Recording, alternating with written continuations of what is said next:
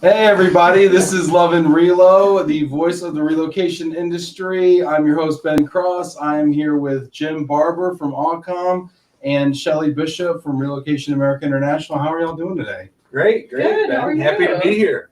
This is really fun, huh? Yeah, it is. It is. On the set of Love and Relo. We are Yeah. on set here, yeah. The makeup person quit and just stormed out, Yeah, that's. Unfortunately. so we apologize in I wasn't advance. happy with that. And you said there's dinner served. There is dinner, yes. There's dinner. It's a dinner on your own, but out. there is dinner later. Yes, you have Alright. something to look forward to. So everybody that tuned in for this, thank you so much. I appreciate this. This is something new that we're doing. So thank you for taking this journey with us. I got a couple of friends here together. And before we say hello to everybody, if you're watching this right now, please do leave a comment, hit like, hit the celebration button, whatever you want to hit. Leave a comment, leave a question. We appreciate all that. But before we get into shout outs and everything like that, really quickly, can we just talk about how we all found ourselves here on set at Love and Relo with this fantastic book that's flying off the shelves. Literally. Yeah, literally. Yeah. There you go. Jim, Yeah. how did you hear about the Go Giver? What brought you here? And tell us I your was story. actually at an event and was providing somebody some information that didn't relate to anything as it relates to business. It was something personal that they were challenged with. And I said, look, let me follow up and I think I have something for you. I gave it to him later and I saw him again somewhere else. And he said, have you ever read the Go Giver book? And I said, what's that? Mhm. And he said, well, you seem to be following it. I said, okay, well, I guess I'm going to read it because if I'm following it, I need to know what I'm following. And so that's how I came about the Go Giver book. Yeah. What was it about that interaction with that person that made you feel like kind of opening yourself? I mean, if you even recall, you know? Well, I think it's part of what they bring. I mean, I've learned to listen more to people's conversations and try to get to know them as a human being, Right. instead of always in the back of my hand, is this somebody that I can do business with? How do I break that down? That's so annoying. And then if they're not, then I'm moving to the next person. And it's so I quiet myself and I just want to get to know who they are, listen, and then I just want to help. And I've done that more often than not, I think. And the fact that he observed it and recognized it because he had read the Go Giver book, I think is why, I just felt like I wanted to help this guy. And then that brings us to you and I. Yes. And you always have been a phenomenal listener, which is one of the things that attracted me to you, frankly, if I could be selfish just for a moment. But I mean, you always were just a great listener. And you also had some really insightful words for me when I was going through some difficult things. But then you're the one that gave me this book, The Go Giver. Well, I gave it to you because you're authentic, in your conversations, in your interest. They're authentic. There's no hidden agenda. You are what you say, and I felt that. And because that's part of the book, and we have to remember that's a good thing to be authentic. I said, you need to read this, and you're a giver, naturally, and at least my opinion of that, for the based on our interaction. So that's why I gave it to you. I appreciate that. And then so I got the book, and this was maybe a couple months ago. Yeah. After some business networking groups that we were a part of, and that's how we met, and then I got the book, and I actually remember this. You took me to lunch. You bought me a bowl of ramen, which is the first thing. You had my attention right there. Yeah. And then you gave me this book, and I thought it was my birthday. And I checked, and it was December. It wasn't November. And I was like, this is freaking amazing. I love this guy, right? And then he listened, right? And I was like, wow, it's great. So then I got the book. He's like, I want you to read it. And then, you told me, you said, reach out to the author, Bob Berg, on LinkedIn, because I gave this book to somebody else, and Bob reached back out. And I was like, well, hey, why don't you come on my little show that I'm doing here? And he was like, okay. Yeah. And I was like, that's crazy. Mhm. You know, I did it. that's And then I was awesome. like, well, Jim, if I'm going to do this, I'm going to make you do it with me. And here you are. So then I'm planning this little virtual book club, and thank you all for being a part of it. We're going to get to your comments and questions really soon. And then my good friend Shelly and I have worked very closely together and been friends for like the last 3 years. Mhm. And we have a very kind of go-giverish kind of relationship. And when she heard I was doing this, she expressed some interest, and I was like, well, I haven't had you yet on Love Relo. Right. And this would be a perfect opportunity. So I gave you well, I didn't give you the book. You bought the book yourself. Right. She was going to correct me. I could tell already. She was like, you didn't buy me this book. No, but she But bought you the told book. me about She the book. bought the book. And what's been your experience so far with it? Yeah, so I agree with what Jim was saying. Like the fact that I feel that you live this philosophy in your day-to-day life and in business, and just in collaborating with you, and in discussing the different elements of just giving and being, a friend to people and learning how we can help each other, which really intrigued me.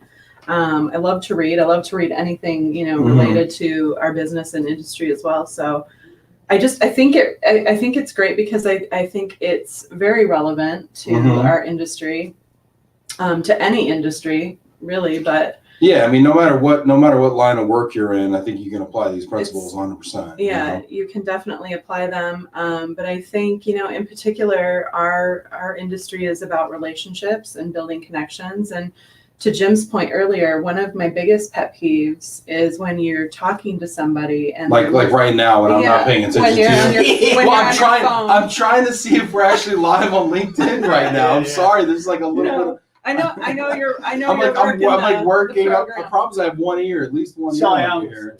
But when you are networking or you're at a Yes. function and you're talking to somebody and they're looking past you, Right. waiting for the next opportunity or the next person to walk in the room, or what else, if I'm okay, well, she has nothing to give me, I'm just gonna move on to the next. That's really one of my biggest pet peeves. And I think being a good listener is key. And dovetails into the principles of this book and just how you can help others without really expecting anything in return. Just knowing that doing good, and being a good person, comes back to you, but without expectation. And one thing that I just want to say too that I found really relevant, when I started my career. And this is actually on LinkedIn, like in my bio, I've had it on there for years. When I started my career with Marriott, I don't know if I can say that, but I'm going to. I think you just did. You just did. So when I started my career with Marriott, their philosophy was from the get-go was treat your employees well, and they will treat your customers well, and that will come back. And I've found that very similar to what this was saying, is that you just do it, you just treat people well, and it comes back. I think it's really hard I think a lot of people are totally cool with that idea, right? Like, okay, if I take care of this person, they're going to take care of me. Right. And that becomes a kind of a quid pro quo relationship. Exactly, yeah. And that's a form of scorekeeping, which is something that I didn't realize until, a win-win is actually not always a great thing, because it's a form of scorekeeping. And now I give you one, you give me one, now we're even, right? I give you one, now you give me one, now we're even. And in fact, you have to be willing, and I think this is the hardest premise in this book, is that you have to be willing to give without any expectation of return. And if you don't get back what maybe you would have liked, you almost have to removing any expectation. You have to not even expect it. You have to have the conversation. You have to remove all that other stuff and just have the conversation with the person. And then as if they were your neighbor, brother, sister, whatever. And would you want to help them if they needed help? Sure. Even if it didn't mean you getting business. I mean, I've been in situations where I'm talking to prospects, and although I could try to force them or oversell or whatever, I help them on something else to fill a gap where we could have filled, but I help them, direct them to somebody else, and eventually they may come my way, but if they don't, they know a ton of people that might refer. But I'm not expecting anything. Right. I just want to help them. Right. So how do you mentally like put yourself in that framework? Like you talk about like almost pretending like they're your relative or something. Like how do you? Because that's so hard to go out of your way to stop what you're doing, to take all the. I mean, we all work hard. Right. To put all that hard work aside and say I'm going to go stop and go help this other person for no. I don't want to say for no reason, but kind of for no reason. Like without expectation, like that is a selfless act. I mean, my calendar's full of acts that I have to do that have, consequences to me personally if I don't do them. Like, how do you carve out time to be totally selfless?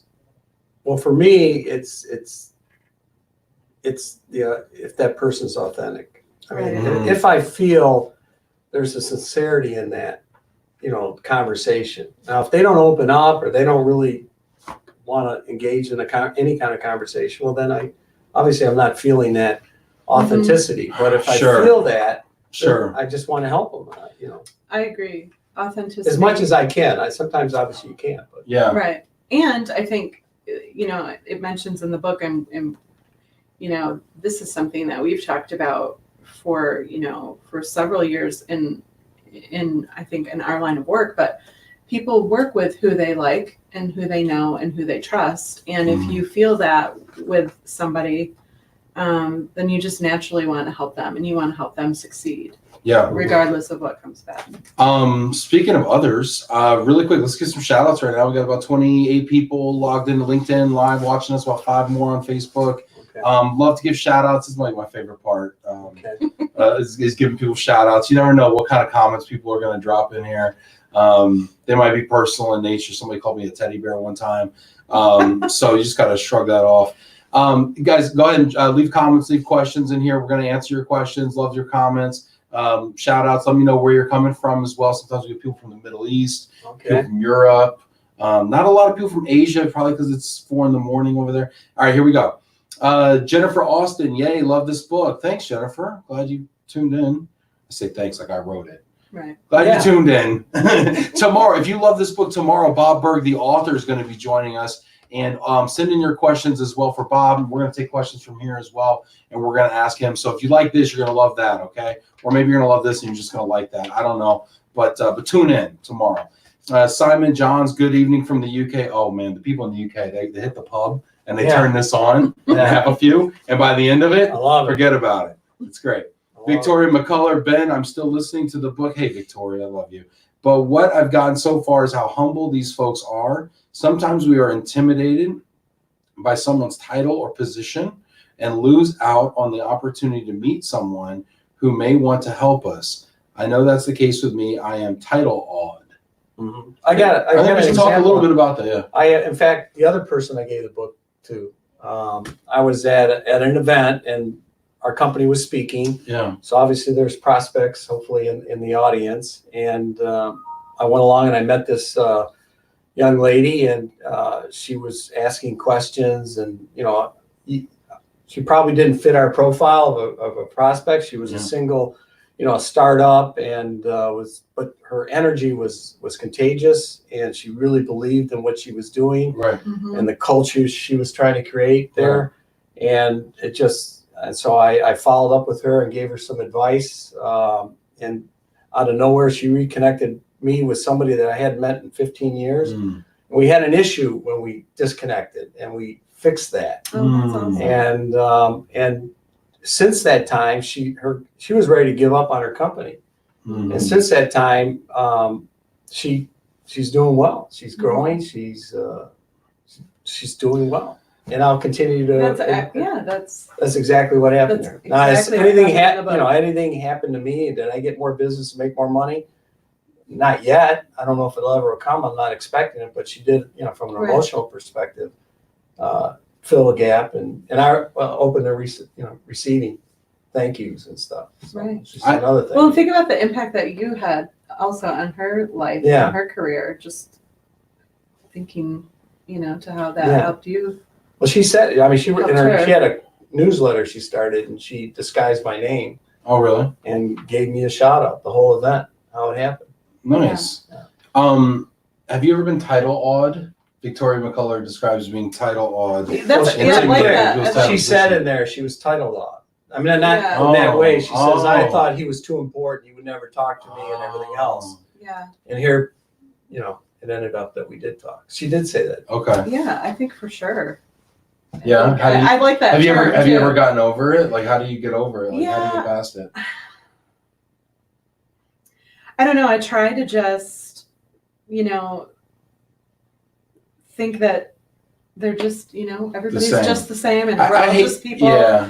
working toward the same goal. Right. But Like, it definitely can be a thing. I think I agree. and so it's such a catch-22. The more you interact with people at that level, the more you realize how just regular they are. Mhm. But unfortunately, until you interact with them in a candid way, it's you don't realize that it's just us telling you they put their pants on one leg at a time, just Right. like you do, you know.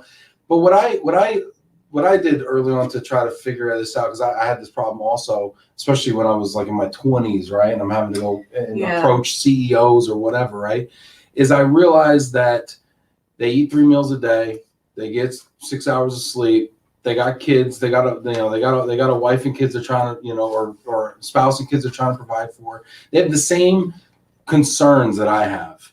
And once I understand what people's concerns are, that makes them more real to me. Because I think a lot of times we see somebody like, oh wow, they're so and so, you know, they must have life figured out. But it's like, no, they're worried about the same things I'm worried about, you know. So yeah, that's good question, Victoria. And let's keep talking about that too, because I think there's a lot in there. Brad Hamlin, hey Brad, love you, Brad. Hello, Hey, Ben Brad. and Shelly. Brad's my bud over there, RAI. Christian Hall, giving comes naturally depending on where you draw your values from. Tough subject to breach on LinkedIn, though.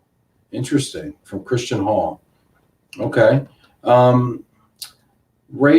Rochelle, be a net giver, expect nothing in return. I love it.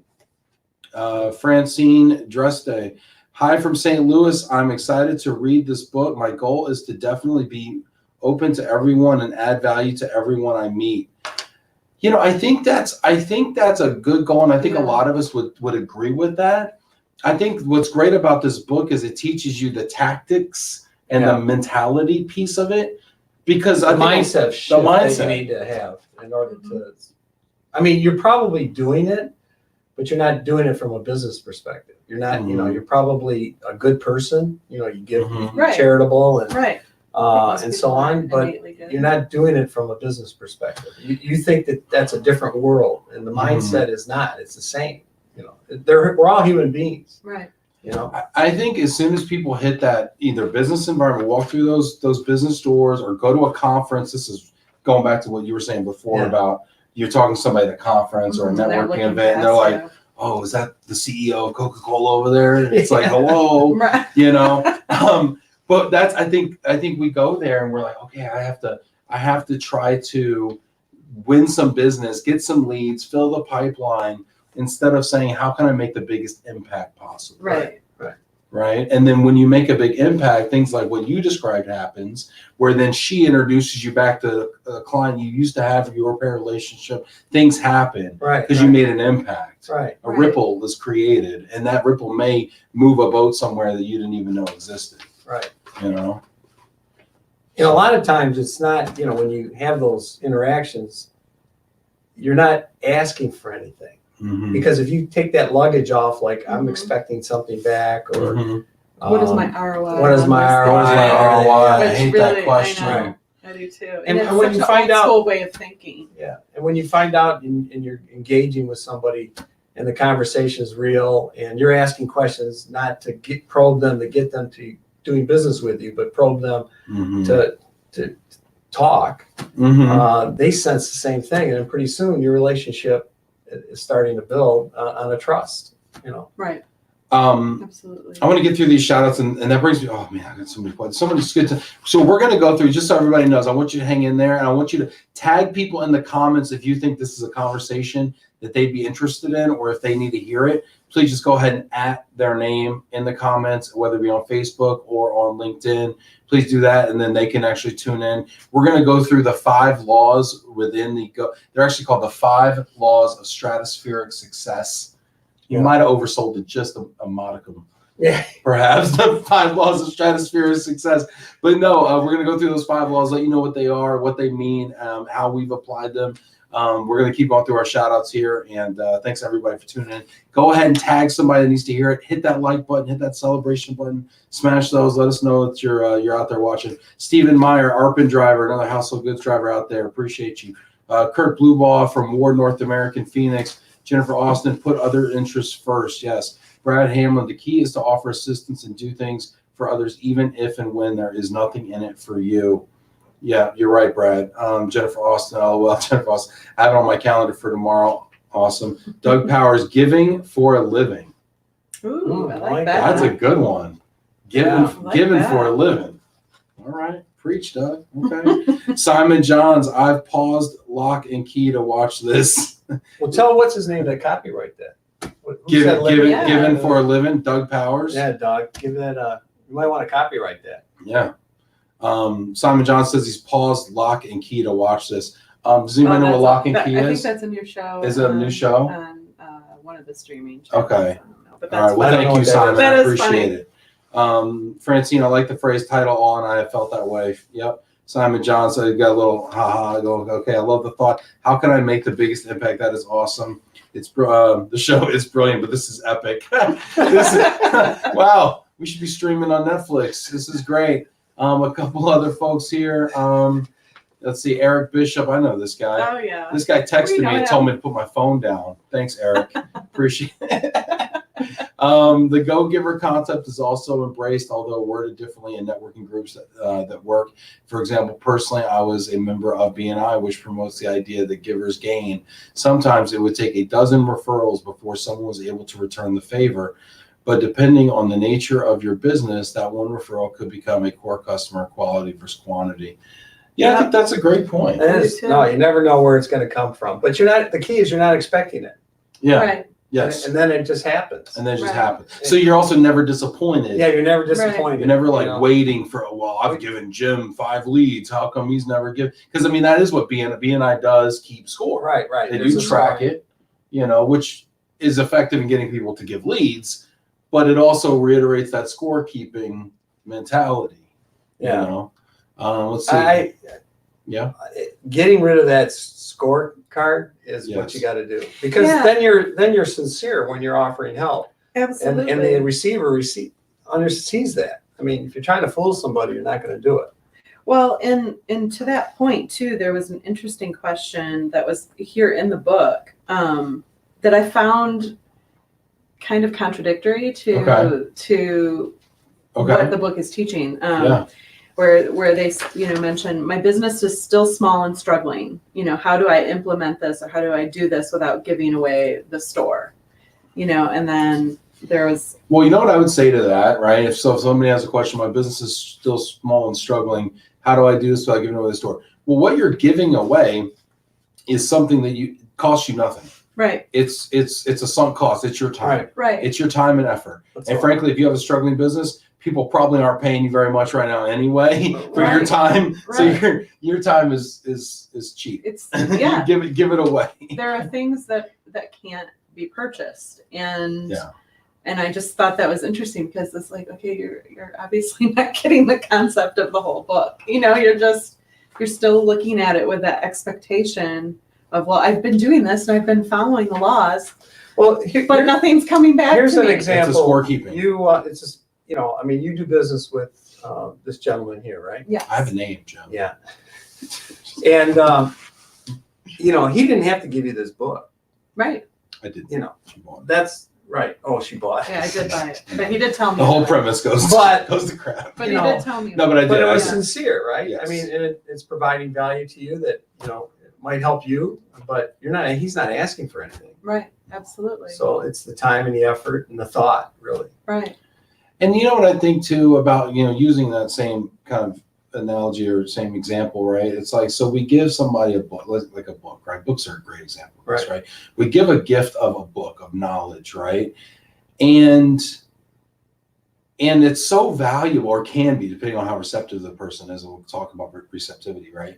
And depending on how receptive the person is, it's so valuable. And then all the value that you've created in that person and through that person, they probably, if they're smart, attribute back to you and thank you for that. And there's so much gratitude there. And there's so much, thank you so much. We had a conversation last week, Shelly, where you were like, thank you so much. I appreciate you so much for what you do for me. And I said, Shelly, are you kidding me? Like, you do so much for me. Right. And like, I swear we sat there, it was like kind of nauseating. We sat there for 10 minutes and we were like, no, thank you. No, thank you. No, thank you. But we meant it. We were sincere in it because we do so much for one another. Right. And it's kind of funny at the end, we both kind of felt indebted to one another. Right. And I learned this, actually, and so many of these principles can be applied to your marriage and to your life. No question. And like the keeping score thing, right? But I also learned this one time about marriage. It's like one of the aha moments for me was both people should feel lucky to be with the other person. Exactly. Right. It's like they both should feel like they're making out on the deal. You know what I mean? Like, hey, wow, I'll kick my coverage on that. Wow, you really married up on that one. You should both be thinking, wow, I'm lucky. I think one of the challenges from the book is where do you put yourself to be in front of like-minded people like that think the same way, and that's the challenge. That's the challenge. Philosophy. How do you find those people? I mean, you talked about meeting that young lady at that conference, and you recognized the spark in her and a magic in her, even though she wasn't. She was on paper she was down here. From a business perspective. But yeah, exactly. From a business perspective, she's a solo startup. But you saw in her, wow, I'm going to invest in her. I'm going to invest time in her. Yeah. Because her energy was incredible when she talked about what she wanted to do. And she didn't ask for anything. She was just talking about what she wanted to do and how her model was going to be different. And I just could not, it was contagious. And so when I see people who are passionate about things, it's like, wow, that's fantastic. How can I help? And what another teaching I think of this book too is even what is a struggle probably for all of us is if we come across a person that's not so nice, not so genuine. And the book sort of teaches that you're still supposed to give anyway, even if it's not being received or it's not. And that's tough sometimes. It is tough. Sometimes you want to write them off. Yeah, but you never know. He or she might have had a bad day. Right. You don't know what their day was like. That judging thing is so hard to do. Right. And stay focused. I think that so how do we find these people and attract these people that are like-minded and of similar values, right? And what I've found through my journey, kind of especially what we're doing right now, is like if you can really put your values front and center and just be super overt and publicly value centered, just be super out there with it, that will attract the kind of people you want in your life. True. You gotta be and then what will happen is you give them attention and you give them your time back and your investment, and it starts to crowd out the other people that aren't doing that's authentic. You bring those people in, you give them, because now they're being receptive and you're feeding off them. And if I'm spending all my time with Jim and Shelly, I don't have time for, Joey negativity over here, And then, when he calls, gosh, I'm doing those other things and so then you grow into those relationships. I feel like. Well, and going back to also talking about using this concept in marriage too. Think about if you're both using that philosophy and you're both giving, you're both going into it trying to be the giver. Think of how much more your relationship would blossom. If you're not expecting things in return. Right. The stress release. Right. It's not easy, but it's definitely. Yeah, we've got some comments here on Facebook. I want to honor those here. Janet Turner sending some love from Central Florida. Love you, Janet. Have you met Janet? I have not, but I've seen her name my gosh. pop up. Janet. So hi, Janet. Janet is my. I just love Janet. I'll introduce you next time we're at a conference together. She's great. She wrote a few comments here. She's such a faithful commenter. Rereading this book has reminded me to bring value everywhere, home, office, and not only to potential clients. In sales, it's easy to go there. Ben has brought so much value to me, expecting nothing in return. He truly loves to encourage. Such a gift. Thank you, Janet. That's so sweet. You encourage me as well. And that's the other thing too. It's like Janet and I, at face value, could be construed as competitors. Mm-hmm. She's an international freight forwarder, mover. I'm a domestic mover, although I do some international. She does some domestic.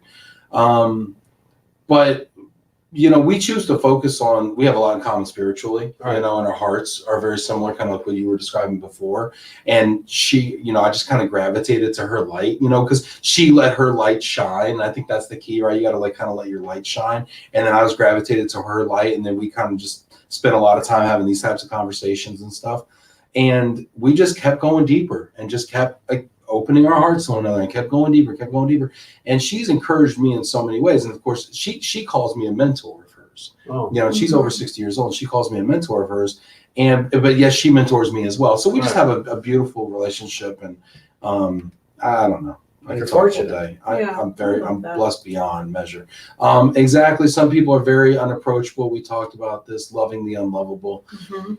Yeah, I think that's one of the things. We do have to love the unlovable, but I think the line I would draw is we help people that want our help. I am guilty of trying to help people that don't want my help. Yeah. And I think in a way I don't know if that comes from some sort of need for love. Maybe it is. No, seriously, maybe it is. Maybe it's a need for love, a need for affirmation. Yeah. Maybe it's some sort of I know what's best for you. You should do what I say kind of thing. Right. We all are guilty of that. And it's human. Yeah. And then I get all upset when they don't do it. And then I'm upset about it's not a good place. Not a good place. That's the stress you don't want to have. I know, but I put it on myself like, what do I do? I got to stop doing that. I'm going to call you next time. Like, talk me out of this. And you're like, I didn't ask for this either. All right. So anyway, moving into the comments on LinkedIn here. We're going to answer a couple more comments and we're going to get into the 5 laws. Okay. So everybody stay tuned. Hit that like button. If you haven't hit it again. If you have hit it, go ahead and drop another comment. Some of these are really beautiful and some of these questions are great. Dana says, giving is from the heart without thought or hesitation, genuine, unexpected serenity. Mark Musk, greetings from Switzerland. John Krish, greetings from nowship.com. All right. Awesome. Thanks, everybody, for tuning in here. Before we get into the 5 laws, there was a couple of things here. There was one principle that I really like. He says, you don't always get what you want. Right. Kind of like the Rolling Stones. You don't always get what you want. Try sometime, you just might find. Yeah. You get what you need. I'm actually taking my dad to a Stones concert, his first Stones concert. Awesome. I'm in Detroit. Yep, June 16th. Awesome. That's not where I was going with this. In the book, they say you don't get what you want. You get what you expect. And if you expect the world to be a dog-eat-dog kind of scenario, then you're going to find a dog out there looking to eat your lunch. Right. If you expect kindness and generosity, you're going to find kindness and generosity. Yep. And to me, I think that's the ultimate mindset thing, is that so many people are pessimistic about the world and about people in general. Yep. And I choose to be optimistic and believe that I can almost change the way people are just by the way I choose to look at them. Do you guys think that or see that at all? No, most definitely. I always look at the glass half full. I can't afford looking at it half empty, especially as I get older. What do you mean by that? You can't afford to look at it half empty? Why do I want all that stress? I don't want that luggage. Why do I want to? And you do find if you're going to look at the glass half full, guess what? You'll be seeing the world negatively. You'll be attracting negative people, or you'll be watching the news too much. You'll be doing all those things that just add stress. Why would I think that it's anything but positive? Right. Because then you create it. You end up creating it if you think that way. Yeah. I think that's probably the toughest for me is just because I'm just a naturally stressed, anxious person. Yeah. So that's a tough concept for me, but I also am a strong believer in karma and what, the energy that you give out can come back to you. So for that, talking to that point, I agree. Like I do try to look at things very positively and look at things half full. But it is something I have to work at. It doesn't come natural. I've seen you grow in that area, Shelly, where like in that abundance mindset, And I think it's hard in our job when we go out and we compete, and you're a business development person as well, right? And so you go out and compete for business. And sometimes you run up against a competitor that might be bigger, or they might have a different footprint, or they might have a different type of offering or whatever, right? Mm-hmm. And it can beat you down, like, gosh, I keep running up against this type of thing, but it's really the way we choose to look at it, and then dwelling on our strengths and the opportunity that's out there, because there's so much out there for us. But remember, if somebody has an advantage from a business perspective, they're bigger than you or whatever else, they don't have you. You're that that's unique unique opportunity for them. I mean, you don't work for them. You're 100% right. And Jack Jampel, and I'm going to give Jack a shout out. Hopefully you're watching Jack. And by the way, Jack's going to join me on March 24th as well at MRC. Jack Jampel from Stryker Corporation, mobility manager over there. Jack told me that. He was like, what's the difference between your moving company and the other one? I'm like, we're woman owned and we're a small business and we specialize in Michigan and you're in Michigan. He's like, no, wrong answer. You're the only difference. I'm like, okay, do over. All right, Jack, me, Jack. He's like, get in line. There's a lot of yous out there. But no, there isn't. You're unique. Yeah. You're unique. He named like five. He named like 5 people that were ahead of me in line. But anyway, my point is, so when we find it difficult to compete, aren't we at some point undervaluing ourselves? We're undervaluing ourselves. And what we bring to the table and how special and unique we are, right? And I think that's actually a perfect segue to the 5 laws. Okay. Let's go. All right, Jim. I'm gonna get let's go. Come on. I still don't see the order for dinner yet. But Vice President Pence is in town. They're closing down the roads. He's All right. got dinner on. Here we go. Yeah. Can somebody order dinner for Jim? Okay. Goodness gracious. All right, here we go. First law, the law of value. The law of value. Your true worth is determined by how much more you give in value than you take in payment. And this is a great transition because people are rarely prepared to give more in value, I'll say, than I am, and I don't know if you guys believe that as well. But I mean, your true worth is determined by how much more you give in value than you take in payment. So it becomes a challenge of not how much can I close or how much can I earn, but how much can I give? How do you apply that? So one example comes to mind because there's a restaurant list, talked about. You're gonna make Jim hungry here. I You know that, right? And we were talking about I'm trying to dinner. get him off the dinner thing. But no, seriously, we had brought, my husband and I had brought our kids to a McDonald's. This was like years ago, but this just popped into my mind about, and we were sitting there and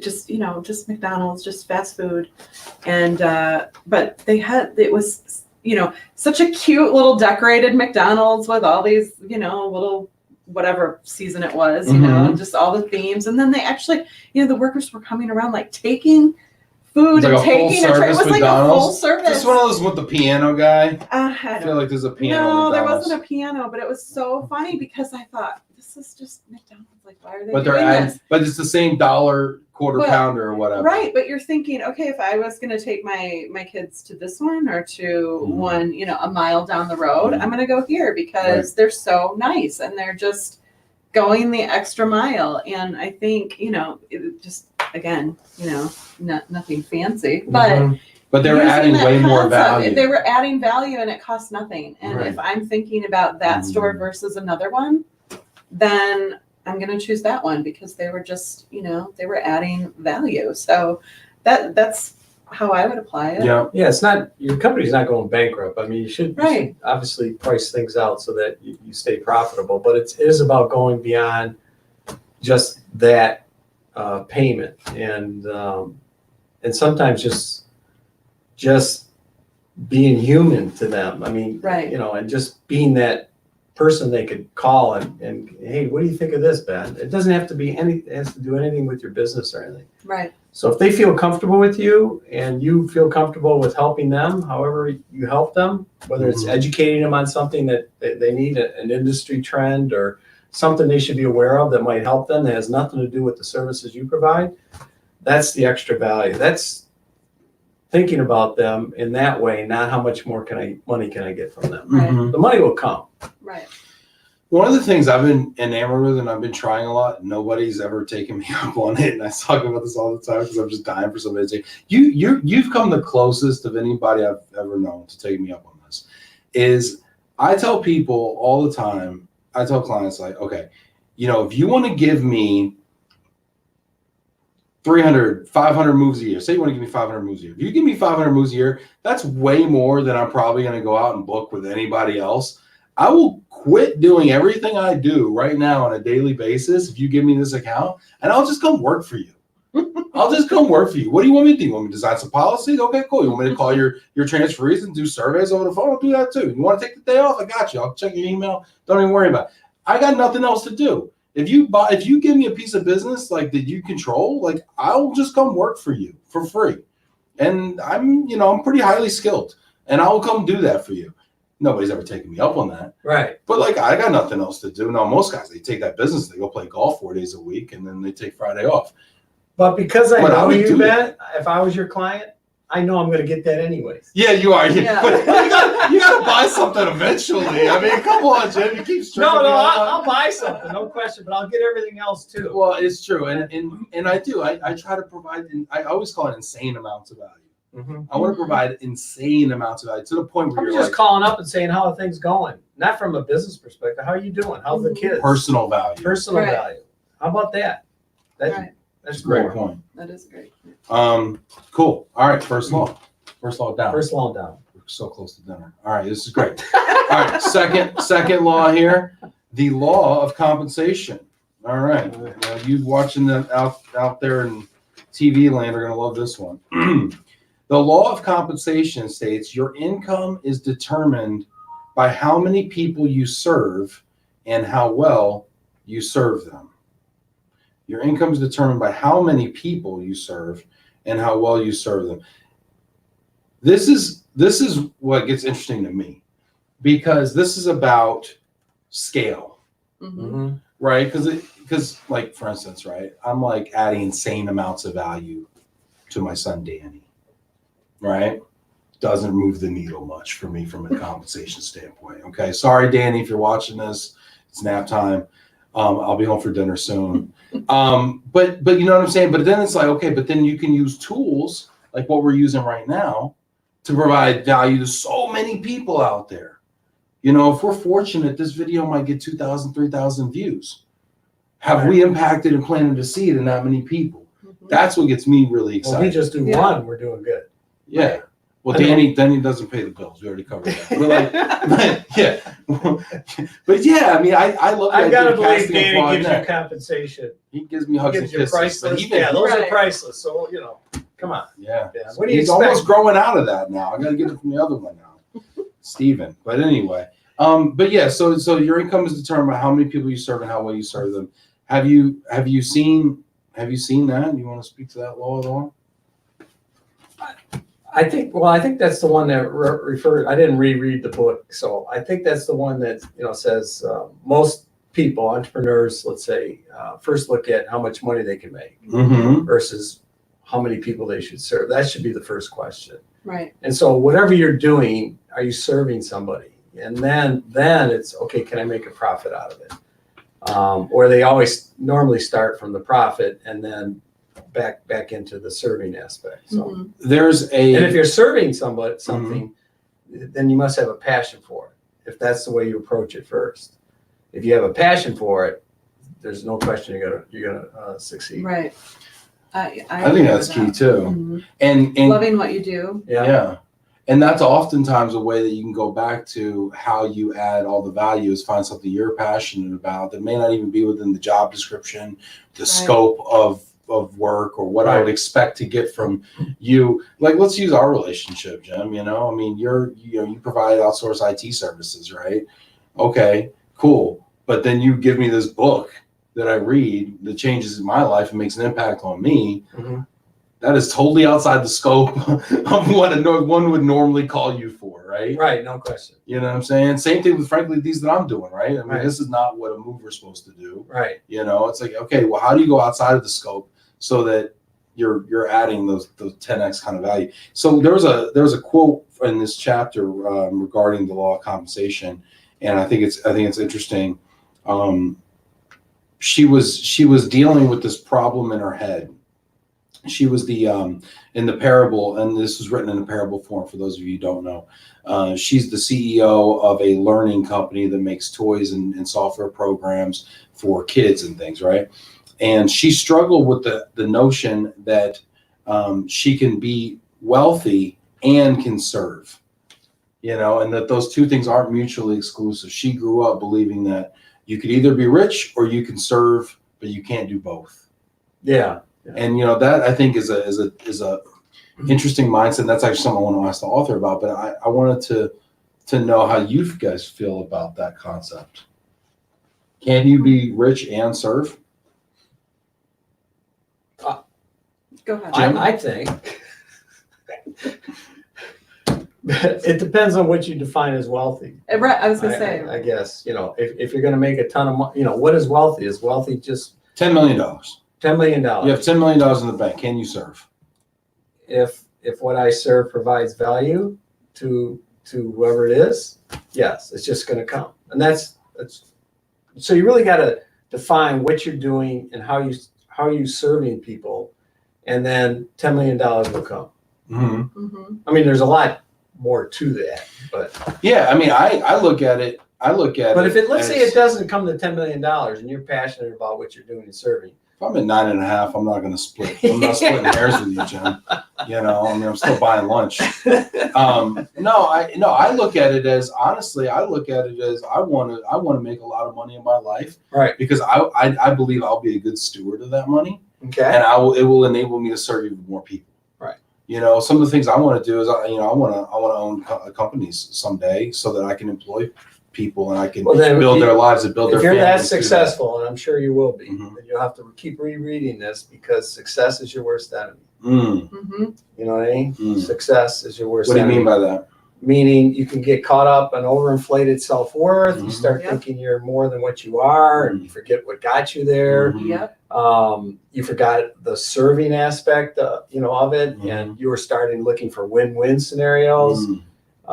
So you either got to have somebody next to you that's going to bop you on the head, or you're going to have to keep rereading this, because once you get all that wealth, you might think you're a good steward, but you don't know. No, I think that's yeah. key. Forgetting how you got there. Right? Forget how you got there. I do that Yeah. now. Like, sometimes you get a big account and you forget, you know, how you got there, right? Mhm. Was it hard work? Was it giving? Was it whatever? Your humble stop beginnings. You stop doing those things, and then all of a sudden, like, you start slumping. Mhm. Business goes down, and you're like, wait, that's because I got away from Right. blocking and tackling the things that I was doing. Right. Well, and it also, one of the points to that, because some people will ask, well, do you mean like once you have that wealth, giving to charities or tithing, that type of thing? Mhm. And it doesn't always mean that. It doesn't always, talk about giving financially. It Mhm. could mean, giving attention, giving thought, giving focus, giving Right. your Yeah. time and energy. And I think that's what's key. Has anybody got any comments on any of these first two? Let's see. You guys better ask. I'll let you go to your phone. Thank you. I'll allow it. Let's see here. I'm not sure if this is a question on the first two, but Simon Johns, who has paused his streaming show, which I do appreciate. Awesome. Our industry has become too much digital and not enough human. Back to old school, the 100% personal touch. I would turn this around. I would challenge you, Simon. I'd say, how are you adding insanely more value than the digital option? Because a digital option can't hug you and console you and empathize with you and do all those things that are human, but at the same time, are we doing those things? So when we're getting disrupted by digital options, is it because we are not embracing our humanity? And actually, this is actually another law. Yeah, let's get We're to getting it. to. All right, yes, sir. Let's get to it. I went to the He phone stopped and this. we're going- He stopped that streaming thing just for this. So we All gotta right, get to his. so then we're going to Let's skip. Should we skip the third skip, law? go right to what? All right, What so was his here we name? go. Simon Johns. Simon Johns. Simon Johns. This one's for you, buddy. Hope you're watching. Fourth law, the law of authenticity. The law of authenticity, which states that the most valuable gift to offer is oneself. That's it. That's it. So I think what you've got to do is protect yourself against this digital transitioning that's going on and the email. Well, just emails alone. I mean, think about it. Yeah. How many times we send an email when we should have picked up the dang phone? Yep, and made a that's so call? true. If And then we're- how many times do they answer? Because they're all focused on email. Oh, they hate So they hate true. calls, but we've trained yes, it's a Yeah. cycle. I think that in the digital world we live in today, we have to remember that they should be used as tools and as a resource, Right. but they shouldn't replace human Because again, contact and it's so human convenient. touch and So authenticity. you start, Mhm. losing touch with people. When we rely on email too much, we can easily be replaced by a programmable bot. Yeah. Mhm. So I had a guy on here, Andrew Bruzy, and what he does, he goes through and he automates. One of the things his company Vendium does is it goes in and automates the interaction between relocation consultants using bots, and it's effective apparently. To hear him tell it, it's very effective, right? Well, I mean, I can understand why, because when I'm writing emails all day and then my iPhone's finishing my sentences for me, or my Gmail's finishing my sentences for me, they've read 10 bazillion emails and they pretty much know that I'm going to tell them to have a great day. And so they can write the whole email for LinkedIn. You get a birthday thing and it's like, it's a go wish Jim a birthday. Well, it gives me 3 different ways to wish you a happy birthday. All of them are acceptable to me. All right, you pick, send them something. You know what I mean? It's like, but we're taking it out, right? And that's one of the cool things about video, Right. is because video is kind of accesses those human aspects again. Elements, yeah. But also, You know? things can be misconstrued via text and email. Also, Yeah. Yeah. I mean, they can be misinterpreted. The tone Right. is a big thing. You can Oh be, my gosh. saying something that you mean to say with humor, or Right. in That's why another emojis way. are so great. Right, and it can be. Or can you just lost got to in be translation cognizant of it and know when it's right or when when it's it's appropriate. when you can be authentic. I can hear Jim's stomach, so I'm going to move on to fifth law here. Right. No, I'm just kidding. I'm really kidding. But I think that's funny. He's like, I had him though for a second. No, so we're going to skip the third law. No, I like the third law. No, we're going we're to gonna skip the skip third it. law. Yeah, we're going back to the third law here. All right. Simon Johns confirms he is watching. Say we're keeping you honest. This is what we're going to do. We're going to do a roll call at the end. So everybody better still be on here or be publicly shamed. Okay. I've been accused of shaming my guests before. So watch out. Rory Ramirez, offer oneself without reciprocation. Rory Ramirez, to give oneself without asking for something in return. Rory, by the way, you owe me a steak when I'm coming to Chicago. You already promised. It shows that person how much you really care for them, that you are not doing it just to get something back. I have not read the book. Sorry. You had me going, man. You really did. All right. Third law, the law of influence. Your influence is determined by how abundantly you place other people's interests first. I'll take this one. I was gonna say, I think you should take this one because I think you practice this. Thank you. I did this. I started this Love and Relo. Why do we still have the second law up there? This is so confusing. Who's doing this? Who's in charge? We got to get much better at this. All right. No, but all kidding aside, I started this Love and Relo thing because I wanted to give people a platform to tell their story. And I wanted to pull it out of them. And these, 90% of the folks that have come on here would never make a video of themselves talking to people, right? But they still have, she's like, right. But they still have stories to tell that are super relevant and resonate with people. And you have a truth and a story, and it deserves to, not only do you deserve to tell it, it needs to be heard by a bunch of people. I mean, you deserving to tell it as one person, but the 20 people that hear it and it touches them in a way, like Victoria McCullough or Janet, out there, or Simon Johns in the UK, right? Yeah, We both said Simon, Simon. right? Yeah, Simon, great. What I mean? But those people also are being blessed and impacted by this, and I think that's what's really cool about it. And so, so I try to put this platform together. I do this every day, super hard. Yes, I know. All my friends tell me, Ben, you should really do this like once or twice a week. And I'm like, yeah, but no, I'm not going to do that. I'm going to do it every day, or as much as I can, because there's so many people that have a story to tell. Right. Okay. And so I take time out of my day to do it and basically try to hopefully impact you guys. And if you don't want to watch it, trust me, plenty of people don't. But if you do want to watch it, it's here for you, right?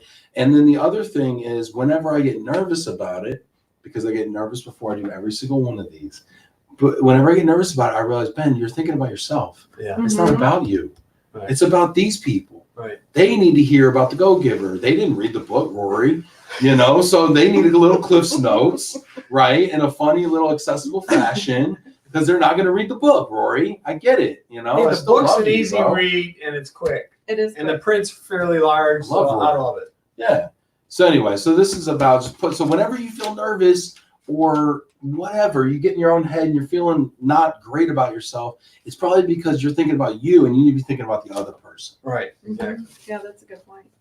I also think to that point of the law of influence, I love to learn. And I think that no matter how old we are, we can continue to learn, and there's something to gain from every interaction, every conversation, every failure, every mistake, anything. There's something to learn. So I think that is important when you're remembering the laws of this book, or just in any, engaging with anybody, is that there is something to take away from that, even if you think there's not. Right. You're learning something, and that's part of the whole giving and receiving. Being open to receiving. This book gave me. I went back in my career and I realized how often people were mentoring me, and there was nothing in return for them, and how that helped me in my career. And I think they enjoyed doing that. But they never expected it. Maybe a dinner in Chicago, but they never expected anything, and I was so grateful. And sometimes I wish I could go back and really thank them. But have you ever reached out to them and just thanked them, or sent them a note, or sent them a text, or? I think the one connection I had, that 15 years, was one. There are other people that aren't here anymore. I wish I could have. I think I thanked them in other ways, through my excitement and actually thanking them, maybe, but I wish I would have done more. So, but they didn't expect it. I go back and there's 2 or 3 people they didn't expect it. And I felt it. I knew that they didn't, but I didn't know it was happening at the time. The law of influence, what we call it, law of influence today. Well, I encourage you to send them a text or a note, or call them and let them know, if they're still around, how much they meant to you. I just got one yesterday from somebody. What did that feel like? That was awesome. I thought he was dying, so I had to call him up, make sure he's okay. He's like, no, I just read a book. Yeah. I just read a book and thought of you, Jim. No, but don't do that. Hey, if you're watching this right now, I want you to take your phone out. This is cool stuff you get to do when you do these things. Yeah. Right? I want you to take your phone out right now, and I want you to pull somebody up that meant something to you that you haven't talked to in over 5 years. And if you're nervous about it, stop thinking about yourself and start thinking about the other person. And I want you to tell them, hey, I really appreciate you. I hope you're doing well. Whatever else you want to say to them. And I want you to do that. And then I want you to tell me what happened. And don't be a chicken. Do it. And if you're nervous about it, stop, because you're just being selfish and arrogant, and you need to pull out your phone right now. So anyway, 5th law, the law of receptivity. Right. This is a perfect transition, and this is why I think it's the 5th law. The law of receptivity states the key to effective giving is to stay open to receiving. If you don't do this, you're what I call a martyr. You're like, oh, woe is me. I give. But you have to be open to receiving. And I think that is ironically hard for some people, not for me, but it's hard for other people. No, it is. Why is that hard for people? I think it's because there's still that underlying expectation of like, what do I get in return? And speaking to the receptivity thing, I mean, Well, I'm not contradicting that, but I'm saying like, you know, I still want to be acknowledged for what I'm giving. Maybe. Well, if you came and said, Jim, thanks a lot, you know, I really appreciate the book, the lead, or whatever, I may feel like, well, then I have to keep giving. You know, it's that mindset that you got to let it go and just say thank you, and I appreciate it, and I'm happy you're there. And I think it's a worthiness issue, because if I accept gratitude or a steak dinner in return, or I know I'm teasing Jim's stomach right now, but no, who's the guy that's supposed to give you the dinner in Chicago? Rory Ramirez. All right, Roy. He asked me if I like beef or alcohol. I said I gotta choose. No, I love you, Rory. I've never met Rory before. Oh, you haven't? Yeah, Rory's he's just great. But no, I think it's a worthiness issue. So I have this issue with there's people in my family who they will they'll do things for you, but when you try to give them a compliment or you try to tell them, hey, I really appreciate XYZ, like that was really, like, it meant a lot to me, they'll blow it off. Oh no, nothing, you know, whatever. They don't consider themselves worthy enough to receive. Mm-hmm. And I think they're okay giving. They're still not very generous people, but they're okay giving, but they're terrible at receiving. And I to me, that's not as hard for me. Right. Like I'm more comfortable giving than I am receiving. But some people just they shut down when you try to give them something, and I don't understand that. Uncomfortable with receiving. Yeah, maybe maybe want to be in the spotlight. In the spotlight, maybe. Yeah. Well, that was, I mean, Jim, you know, we talked about this, right? I was like, hey, I'm gonna go reach out to Bob Berg. If he takes my offer to come on my show, I was like, you're gonna do it with me. And just like, gosh, you know, I don't know, man. This isn't really, you know, it's your thing. You know, I don't mean to, you know, it's not about me. It's about you, you know, whatever. And I'm like, no, dude, like you're the inspiration. So you're going to be here with me doing it. Yeah. And he did. I did. And it's cool. And Bob's going to come on tomorrow. Bob's going to come on tomorrow, and he's going to thank you. Yeah. For selling another copy of the Go. No, it's a good thing. It's kind of like pay it forward, you know, the whole thing. For sure. You know, the more, I just like the laws, and I think people should recognize if they're doing them today, understand what they're doing in a different way, and then try to do some of the other ones. Mm-hmm. If you have an issue receiving, I want you to know that you're blocking the cycle of giving. Just think about it that way. Yeah. Don't think of it. It's not about you. It's about the other person has a need to give. Right. They have a need. They are blessed to be a blessing to you. They need to bless you with this gift of whatever it is. Just a thank you sometimes. And you just have to take it. Right. Because if you don't, then you're stopping them up. Right. And then that's a cycle that goes like this. And you don't want to be the reason that other people want. So I guilt people. That's what I do. If I can't get through to you with common sense, I just guilt them. And it's like, don't be the reason somebody can't give something. You're the go-gilter? I'm the go-gilter. That's right. Yeah. This is great. No, I love you guys. This is wonderful. Rory says, when you influence, you shouldn't influence them how you think you want to be influenced, but what they might need in their life, because your thinking that might not align with what they need. It also doesn't mean you can't try to influence them in a good way. I reach out to old friends like once every month or couple months. I tell them I'm just checking in with you, saying hi, letting you know I'm still here and seeing how they're doing, because I don't see them every day like I did when we were in school. I think that's great. Staying in touch with people. Mm-hmm. You know, I think it gets hard as we get older, right? And our lives grow apart and our friendships aren't quite as relevant, you know? And, but yet, I don't know, like if you don't have old friends, what do you got, so you might as well reach back out and see what's going on. Eric Bishop says, fear of success is real. Some people are intimidated at the thought of becoming stretched too thin or overwhelmed and letting people down. They are in a comfort zone. Fear of success, that's like a whole nother, we could go on for that, because that's a real thing. And it was something that was spoken about in the second law. She was so afraid that her company was growing so fast.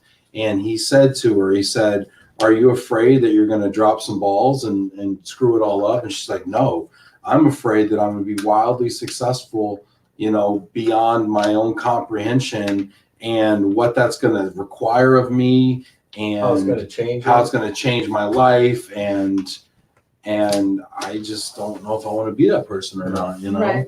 And I think fear of success is a very real thing here. In reference to people who are perceived as being bad at receiving. Okay, so Eric's saying sometimes people are bad at receiving because they don't want to let people they have a down. fear of success. Yeah, interesting. Okay. Yeah, interesting. Cool. So again, we're behind on our laws of the fifth law. Okay. This was great. Any final words or anything you want to share with folks? What was the one comment on fear of titles or positions? Title awe. Title awe. You know, if you go into an event and you see somebody with a title, if you can really let go of the fact that you're going in there to try to impress them, to try to get business from them, or, you know, worrying about if you could just go shake their hand, introduce yourself, and then ask, how are you doing? If they spoke, you know, give a comment on what they said, and just have that conversation, then things will happen. You know, maybe nothing will happen, but you shouldn't be fear of a title. You know, you shouldn't be. They're just human beings. And think of it from a human perspective. Right. And they're looking forward to talking to somebody from a human. They're getting hit all the time on people trying to sell them something. Right. And if they get to know you as a person, then maybe it will happen. Maybe it won't. But you'll enjoy the conversation, and they will too. Yeah, good advice. Anything you wanted to say, Shelly? I think just be a good listener. You know, be genuine, be authentic, as Jim had said earlier on, and really, truly listening and caring about what people have to say. I think goes a long way. You know, that's a great. I mean, it's basic, but it's surprisingly very basic. Uncommon, right? It's very uncommon, especially in a sales role. Yeah. How do you listen and take interest in what people are saying? Asking questions and truly listening to the answers and engaging them in conversation, and just wanting to know more about what makes them who they are, what makes them tick. Right. And, you know, how, like we were talking earlier, how we can, you know, meeting new people and learning from people every day is a gift. It's a gift, right? So I think it's one of the cool parts of our job, right? That's our job, is to get out and meet people all day long. And a lot of them are pretty interesting people too, unfortunately. Right. You know, so speaking of pretty interesting people, want to thank you both, Jim Barbour, Shelly Bishop. Thank you both for joining me and reading The Go-Giver and talking about this. For everybody out there that stuck around this long, thank you so much. I love you so much. This means a lot to me that you'd even take this kind of time out of your day to learn with us and go on this journey with us. Don't forget, tomorrow, same time, 4:30 Eastern, we have Bob Berg, the author of The Go-Giver, with us live. I really am looking forward to all of your questions. So hopefully this has inspired some of you folks who didn't even get a chance to read the book to go ahead and jot down some questions. I would love it if you went on and actually asked those questions, or if you want to text me or private message me or whatever with what those questions might be. Feel free to do that. If there's anybody that needs to see this in your life that you want to bless the way that Jim has blessed me and the way I blessed Shelly, please go ahead and leave them in the comments at their name, whether you're on Facebook or LinkedIn. You can also reshare this and like it as well if you haven't already. Thank you both so much for making time. I really appreciate it. Thank you. It's been great. Thanks to everybody.